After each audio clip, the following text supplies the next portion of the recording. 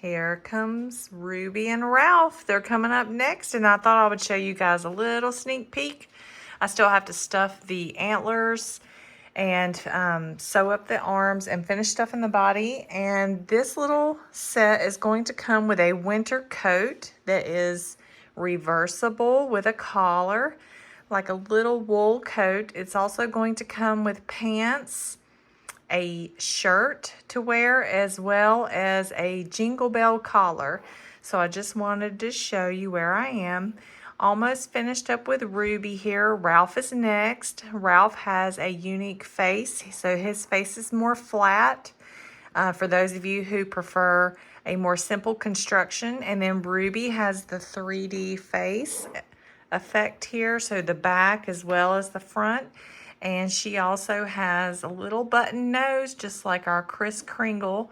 And I show you how to install that whenever you get the design and the tutorial. And what I used for that is these white safety eyes.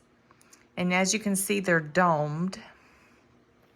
And they come with the little connectors. And obviously, we don't want to use white. And I didn't like the plastic look of black, so I just covered mine with minky fabric. And there is a little gap here around the nose, so what I'm going to do is use this leftover thread that you see, and I'm just going to ladder stitch all the way around to the face.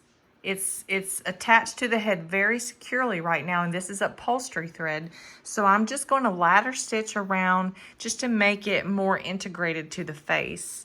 But this is a great way of having a 3D face or head and still having the nose in the middle. Anyway, I just thought I would share it with you guys. I'm excited to get the pictures done and upload them. Thank you so much.